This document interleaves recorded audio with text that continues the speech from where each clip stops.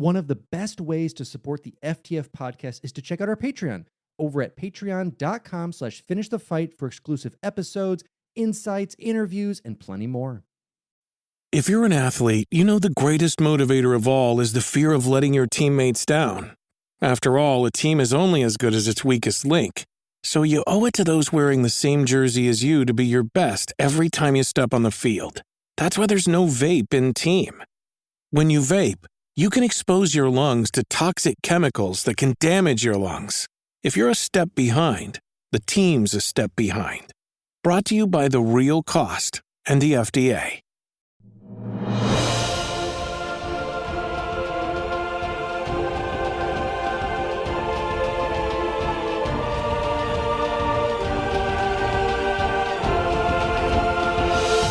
Welcome back to Finish the Fight, a gaming podcast. I am your host, Alex Kendall. And I'm your host, Derek Baker. And today, obviously, we're doing something a little different, and I think it's a good debate topic. I think it's things that have come up not so much in recent years. I think people are kind of more accepting of this idea now, but we're talking about, are video games, or should video games be considered art? And I think for a long time, it's been sort of in its early years, in its infancy.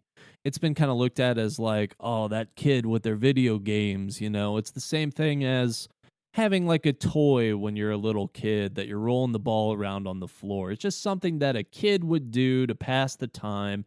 And then after that, you would kind of move on and grow up. But we've seen over time now that that's not really the case. There are a lot of video gamers that grew up playing video games when they were in their infancy that still play video games today. And so it's worth having a different type of conversation about. I think that's exactly it. So I wanted to talk about kind of the first iteration of this idea came in 1983, where the video game magazine Video Games Player stated that video games, quote, are as much an art form as any other field of entertainment. And we actually see the earliest institutional considerations. So, businesses or museums kind of taking this idea of it was actually in the late 1980s, when a few art museums began retrospective displays of the then outdated first and second generation games. So a lot of your OG, kind of talking about Pong era, but kind of showing those off and displaying some of the ideas of what makes those art. Whether it's and especially in that era, kind of the physicality of the console itself, making it an art form and an art piece, but what makes the actual game itself art, I think is a really good discussion that we're going to bring up today. And I'll give you 2 points. I'll start with that. What makes it art? What makes it not art, and should either of those really matter? Yeah, it's interesting because it sort of fits in two spaces. It fits in, these things belong in museums because they're technically a part of history as well. When we talk about where we're getting in terms of technology and how video game home consoles have evolved from these arcade machines as well that have sort of flip-flopped back and forth for a while on who was influencing who. And, historically, now these games have turned into something totally different. It's a billion-dollar industry. Mm-hmm. It's a massive, massive worldwide global phenomenon. I think it's absolutely worth talking about them in forms of art now, but I certainly understand where in its origins, people were probably a little skeptical to want to go that far, to say that this is art. No, and I think that makes sense. I think, games in and of themselves have artists working on them, even your earliest iterations. But does that just make the art in the game art? Is the whole entire picture of it art? That's where we want to dive into it. And looking at more modern, we're talking about 11 years ago, but the Smithsonian American Art Museum actually had a 2012 exhibit called The Art of Video Games, which showed how the artistic nature of video games impacted older work, subsequent work, and talking about how that impacted culture. And they actually had games like Flower Halo 2600, which is like the Atari D-make of Halo, and bring up the idea of that. And I actually went to, whenever I was in Scotland, I went to one of the natural museums, and they had an entire exhibit on like the history of video games as art, all the way back from, again, like some OG consoles, arcades, all the way up to the indies at the time, which was in 2015, and bringing that up as an actual exhibit. So as far as a physicality, I think we agree that there can be art elements into it. I think it's when you go past that, and it's the argument against it a lot of times, where art reflects society. And a lot of times, Jumpman, not so much.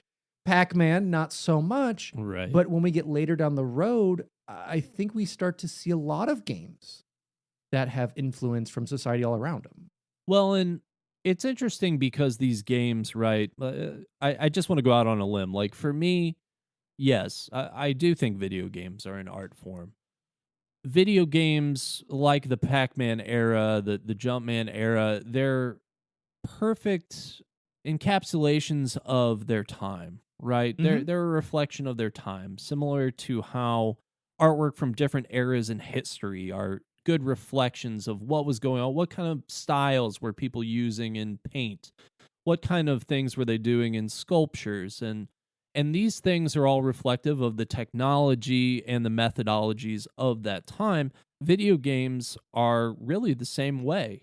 You know when a game is emulating and emulating, and not the emulating sense that we know video games now. Sure. But emulating, that old retro style of video game. You brought up Halo 2600, where it's very clearly trying to be the style of video game from a different Atari era and putting it out in a more modern time. It's showing like a tribute basically to those old style of games, because there is a particular art style and feel to those games.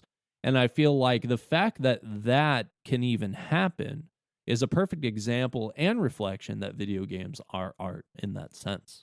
Exactly. I think, like we said, D-makes, I think, is a whole other idea that's a whole other topic we can talk about, that takes a current day art form, brings it back almost retro. It's taking this idea of retro and taking it back. It's very much like right now we have a resurgence of 80s. A lot of people going back to synthesizers and producing some 80s music in that way. But I think when it comes to games, I think it's difficult. And I think the closest grade you can get to it is really cinema, because it is a mixture of visuals, it's a mixture of audio, it's a mixture of story, and it's also a mixture of, one of the biggest differences is actually user input. We go back to like the 90s, you've got games like Myst, Yoshi's Island, Super Mario 64, that in their own right are, yes, they're story-based in a way, but they have their own way of using an art form, very much like animators or illustrators would do in certain ways to tell animated films or shorts. These three are distinctly different in that look. And we're talking about, the 90s kind of coming up into when games are getting popular. You've got your home consoles in, you've got some money coming in, but they themselves are their own piece of art, very much like you would see different expressions in different eras: Renaissance, modernism, cubism, different ways to represent sometimes the same thing. Yeah, absolutely. And on top of that, you have video games that are borrowing a lot of ideas from each other. I think because it's in this technological realm, we think about it totally differently. This is just technology building upon other technology. But in that sense, like a painter or a songwriter might be influenced by another artist, video game developers are then influenced in that same way.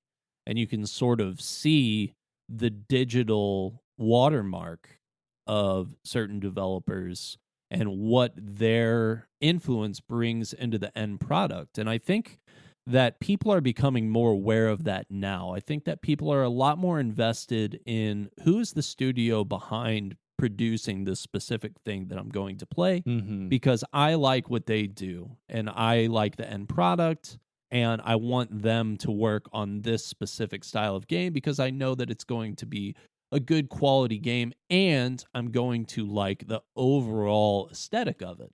It makes it less of a product and more of an art piece in that you are invested in that artist in that sense. It's not the same as going to the store and buying a thing to buy a thing. Buying a movie just to watch a movie is different than buying a movie because you're a really big fan of that director. Sure. At that point, you're looking at that film as more of an art piece. What resulted in that end product? What kind of things did that director do to get what they wanted, what they saw in their mind on that screen? And I think that if you can put yourself in that kind of mind of thinking for video games, you're going to be able to look at this stuff as an art form very easily. And I think that's true. I think it takes an eye over time. I'm obviously looking at these things, but that's a great comparison when it comes to cinema. I mean, in modern days, you're looking at like a Jordan Peele film or looking at an A24, and you're like, that's art. That is a piece that is thought provoking. It's shot well. It's scored well. And then you look at something like, one of my favorite trilogies of all time, Austin Powers, greatest art piece ever created. But is that even in the same realm? Baby. Are these even like comparable in that sense? And I think you have to take that mindset over to games. There are some that are just mindless fun that are created to hit that dopamine trigger and keep you going. They're definitely artistic and beautiful looking. Don't get me wrong. Sure. There's plenty that are, but that's not their course. And this is where I want to transition over to the naysayers, the ones that kind of fully disagree. And we're going to start with one of the biggest disagreeers that was in film history, and we're going to be talking about Roger Ebert. Now, for those of you who don't know, Roger Ebert was a pretty polarizing film critic that for a lot of people kind of became this crown standard. But in 2005, he started producing a lot of kind of controversial debates or opinions that were really dismissing it after a lot of film adaptations of games were coming out. And the first quote I want to start with is, to my knowledge, no one in or out of the field has ever been able to cite a game worthy of comparison with the great dramatists, poets, filmmakers, novelists, and composers. That a game can aspire to artistic importance as a visual experience, I accept. But for most gamers, video games represent a loss of those precious hours we have available to make ourselves more cultured, civilized, and empathetic. Now, Derek, I get the idea. I get the one quote I will agree with. Games can aspire to artistic importance as a visual experience. I think that's very true. Mm-hmm. I think a lot of people want to have that thing that like leaves a mark on your brain and your heart when you finish their game. But to say that we wish we had our hours back to be more cultured and civilized and a true artiste, I think is really a slap in the face that everyone who's worked on that created something that doesn't matter. Yeah, I think going back to sort of what I was talking about originally, I think it shares that same viewpoint of this is a toy for a child. It's strictly there to pass the time.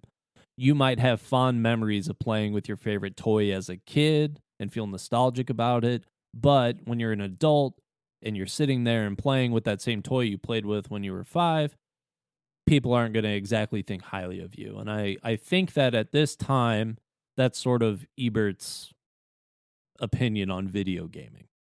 Now, he gave this opinion in what year? That was in 2005.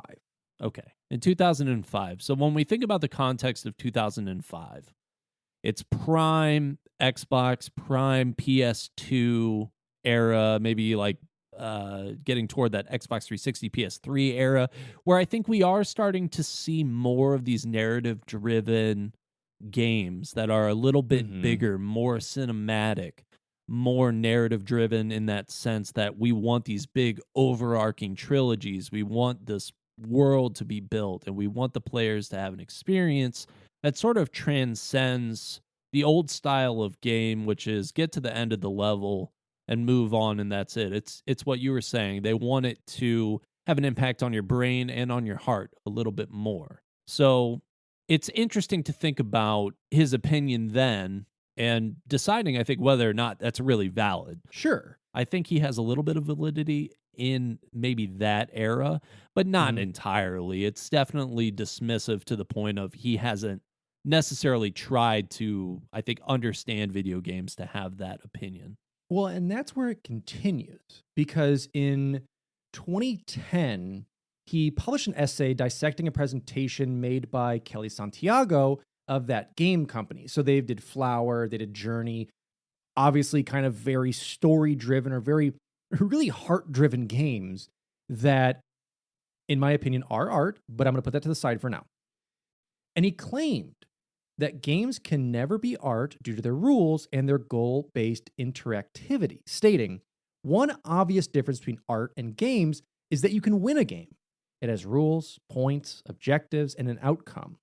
Santiago might cite an immersive game without points or rules, but I would say then it ceases to be a game and becomes a representation of a story, a novel, a play, dance, or a film. Those are things you cannot win, you can only experience them.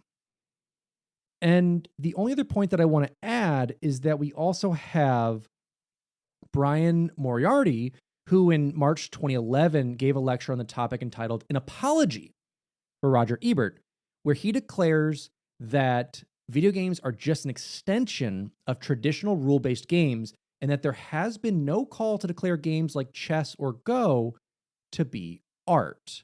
Because I wanted to put those two together, trying to tie in that if it's an experience, then that's what it is, no longer a video game. If it's a game, it's relating back to the very remnants of game, which are these ancient board games. So I want your opinion on this breakdown of it, and is this a valid point, and where does this go? Hey, it's Kaylee Cuoco for Priceline. Ready to go to your happy place for a happy price? Well, why didn't you say so? Just download the Priceline app right now and save up to 60% on hotels. So whether it's Cousin Kevin's Kazoo Concert in Kansas City, go Kevin, or Becky's Bachelorette Bash in Bermuda, you never have to miss a trip ever again. So download the Priceline app today. Your savings are waiting. Go to your happy place for a happy price. Go to your happy price, Priceline. This episode is brought to you by Bumble. So, you want to find someone you're compatible with, specifically someone who's ready for a serious connection, totally open to having kids in the future, is a tall, rock-climbing Libra, and loves rom-coms with vegan pizzas on Tuesdays just as much as you do. Bumble knows that you know exactly what's right for you. So whatever it is you're looking for, Bumble's features can help you find it. Date now on Bumble. I think that dismissing it as its inherent interactivity as something that makes it less artful is wrong.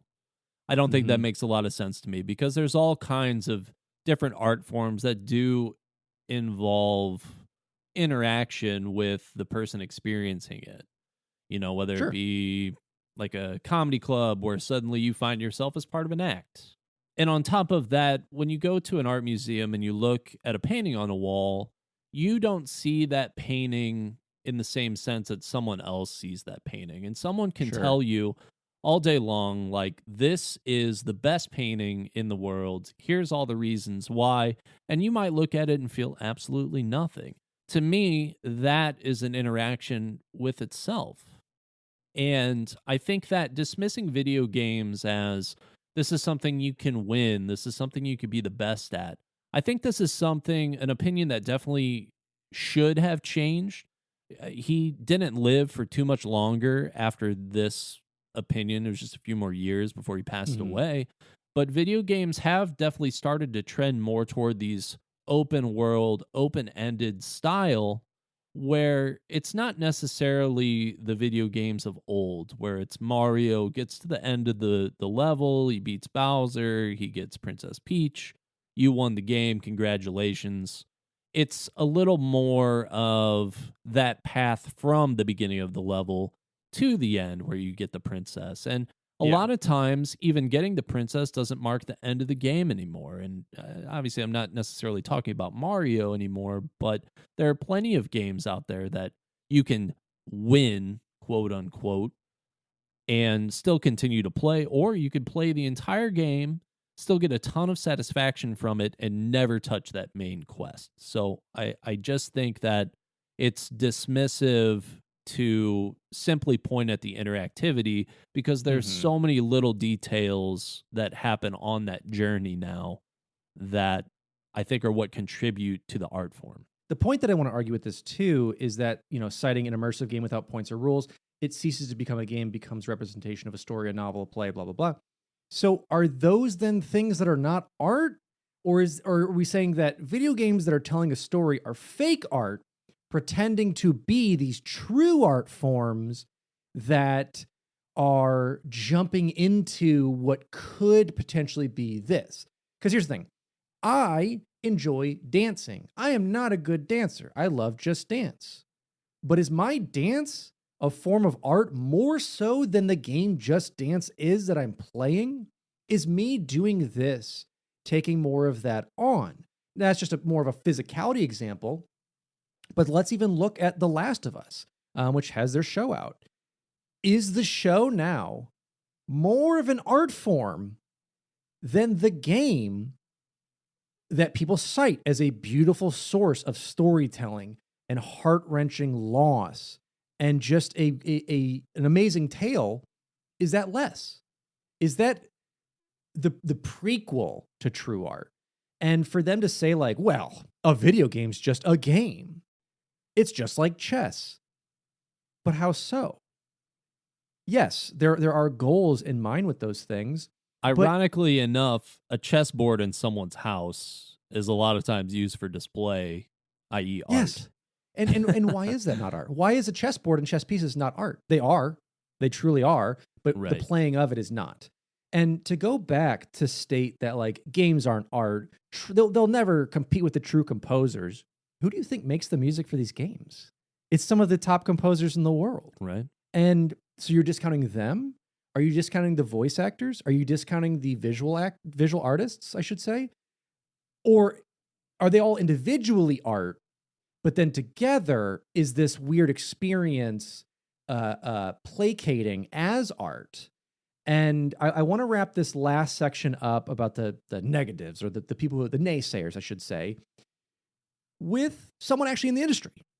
Because in 2006, Hideo Kojima actually gave an interview with US official PlayStation 2 magazine, agreeing with Ebert, stating that video games are not art. Now, Kojima did say games may contain artwork, but he stressed the intrinsically popular nature of video games in contrast to the niche interests served by art. Since the highest ideal of all video games is to achieve 100% player satisfaction, whereas art is targeted to at least one person, Kojima argued that video game creation is more of a service than an artistic endeavor. Yes and no.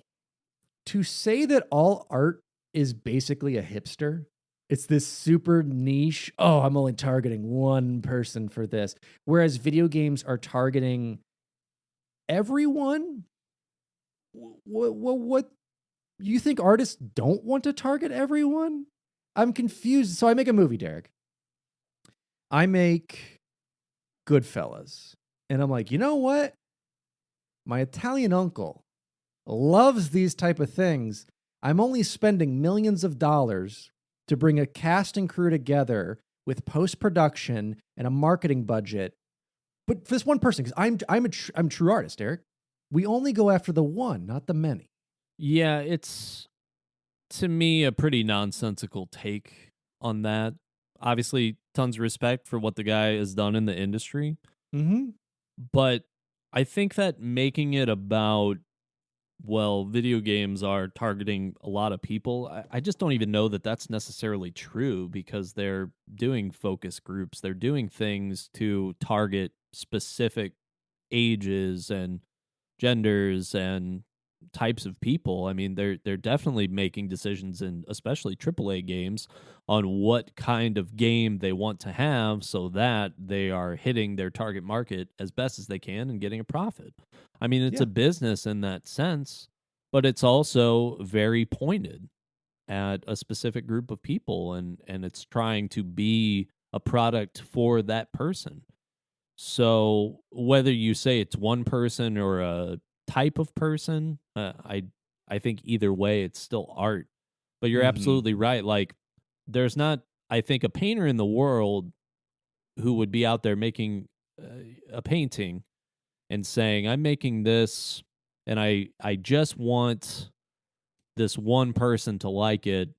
I don't even think that people that do that are artists really even think about that. They just make it and put it Sure. out there. And if people like it, they like it. And if they don't, they don't. Very recently was listening to a podcast with Bob Odenkirk, who said, look, I loved playing Saul in Better Call Saul. Obviously, Better Call Saul considered one of the better drama black comedy series of the last 10 years. Mhm. And he loved playing that role. And as an actor, I think you can criticize that as an art form and his performance. But he says straight up, like, I put it out. I don't look at the reviews or if you guys liked it. If you liked it, you'll watch it. That's it. I think a lot of people take that approach to art. And so I think that saying that the main difference is the intent behind the art form Mhm. is a little, it's a little foreign of a thought to me. It seems counterintuitive to me. Now I do want to touch on that point because that's where I want to transition to talk about the idea for making it for one, which I do agree with. You as a musical artist, I as a visual artist, you would love people to listen or view or say nice things about your stuff, but you're definitely making it for yourself first. So that point I can agree upon. If we're going to argue that art intrinsically is made for you, typically, unless it's like a commission piece, but you're making it for yourself to put out for others, if we're stretching that definition right now. Well, then let's talk about games like Stardew Valley, where you have Concerned Ape, who is this solo creator that made it for himself, put it out to the public, and now the public shares within that art, shares within the additional free DLCs that come out with it, shares into the Haunted Chocolatier, which is the next game coming. Are we to say that this person who created these things, that's a whole different view of AAA games, is that not art if we're going by these tedious definitions of what that is? Yeah. No, I think that's totally fair. I think that's absolutely fair. I don't really have a lot to add on that. I mean, No, because I think that kind of answers in and of itself. I like you and I both know when you're creating things, like, yes, when I'm creating a photo series, I want people to see it. I want people to like it. I want the ego feel, but I also want people to enjoy what I create. Sure. And it's very much, I think, in games like this, I can understand the argument against AAA machines that are putting out unfinished products or just pumping games out each year to hit those sales numbers, like FIFA and boxes and loot boxes and battle passes. And I can understand where that gets convoluted today.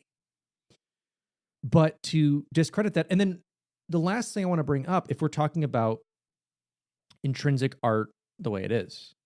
Well, just really quick on that last point. If you wanted to say that, so those AAA games that are unfinished products, if you want to view those as those are too soulless to really be considered art. At the same time, you know, there are terrible movies that get made all the time. Absolutely. There are terrible books that get put out. There are bad paintings to someone that are great paintings to someone else, you know. Beauty is in the eye of the beholder in that sense. And it's sort of like you might look at a AAA title and think it's the greatest game you've ever played in your life. It might get a ton of people who play it that don't feel the same way, but because it's considered a success in the industry, you know, it has a certain status that puts it beyond just video game and more like global success and beyond art. It's similar in that sense to like a Marvel movie. Sure. People might not think that those are the most artistic things. They find them highly entertaining, but because they're not an art house film, they're not considered these really important artistic pieces that people need to spend a lot of time thinking about. I think that video games have that same type of tiering in them, where certain video games are so stylized that they're inherently more artistic than other video games, for sure. And I think to kind of bring definitions to this, or I think a good wording going forward, I think we both agree that video games intrinsically are art. They do reflect the culture, they reflect the times, they reflect what's created.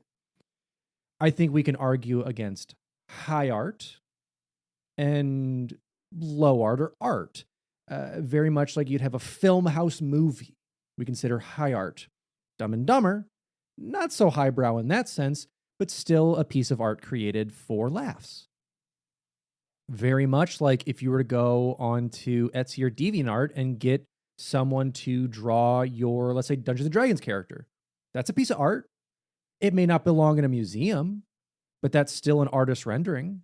So really quick, Austin Powers, is that in the highbrow or the low?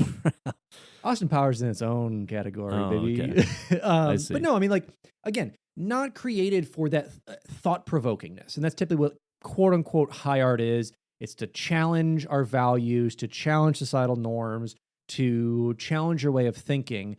And it doesn't do that intrinsically.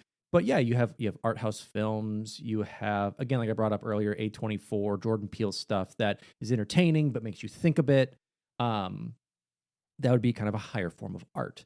I don't like this art bashing. I think if people want to create, whether it's a major company or an individual, and this is their expression with it, it's art, or a conglomeration of art. It's a group working towards these things. And if you're discounting video games as not art, I don't think you can count movies as art. If you're saying that only one person claims it, I can't say orchestras are art then. That's multiple people. Yeah, you have a conductor doing it, but everyone comes together for it. So yeah, I think the strict definition of it is frustrating. And I know legally it's frustrating because there's plenty of other court cases that have dealt with what people should be able to do with video games. But I think overall, it's an interesting topic. And I think one we'll keep talking about over and over. For sure. And there are certain aspects of games that I think the community interaction, and I think kind of where you were going with this was like Concerned Apes, Stardew Valley, obviously made by an individual who works super hard at it, very highly stylized, sort of a reflection of those old pixel games like we were talking about at the beginning of the episode, but has also had a massive influence from its community and has tons of mods for it. It sort of took on its own form. And I feel like when we talk about the high forms of art, we can sort of lump something like that into that category because it's transcended the typical video game consumer experience where I go to a store and I buy a game and I play it and it goes on the shelf and then I'm done with it. You know, it's not a sports video game where I buy the same one every year, tell myself it's going to be something different, put it on the shelf, never play that version again. That was a one-time buy, and we're moving on to the next year. Something like Stardew Valley has a lot of legs underneath it, and it can become something else for different people. You can play that game as someone who's very highly focused on the farming aspect, or the relationship aspect, or the exploring and fighting aspect. There's all different ways to play a role within that game. I feel like role-playing games have the most potential to be considered art forms in that sense, but especially the ones like Stardew Valley that transcend that normal interaction, as I said, and sort of take on their own life form within the communities that play them. Yeah, and so I want to kind of wrap up because, I mean, we can continue on this about all day, but I want to give you some games to definitely check out if you're looking at some fun art games. One just happens to be from a place called Kojima Productions. It's weird that would be a game that's out there with Hideo saying games aren't art, but obviously Death Stranding hits that list. Disco Elysium, The Last of Us 2, Ghost of Tsushima. There's so Hades. There's so many out there that are considered art. And again, whole other topic on other games. But if we're trying to bring that connection of cinema into the gaming sphere, Red Dead 2. So there's so many pieces that we can really reflect on that may be a stylized piece of art, maybe a reflective piece of art of society, Red Dead 2. May even just be one that is its own style in Hades and telling a story and a retelling of mythology in that way of bringing something old to new in their own way. Yeah, so, God of War. God of War. So I want to end this here and bring the call to action to you all. What do you think of games as art? Do you believe that it's true to stay in this medium? Is it in its own style of medium of art? Is it its own quote unquote art? Or is it just a game to play? And what are your favorites? Obviously, let us know in our Discord, our socials. Let's continue the conversation there. But for now, kind of wraps it up. Absolutely, guys. And if you haven't yet, depending on where you listen to this episode on Spotify, there will be a poll section. There will also be an interactive Q&A where we can kind of talk about this a little bit more if you just want to post something quick. As Alex said, hit us up on the socials as well, Discord, Twitter, Instagram. Would love to talk to you guys more about this. Yeah. So let's keep this conversation going, and we'll see you on the next one. Bye. Take care, guys.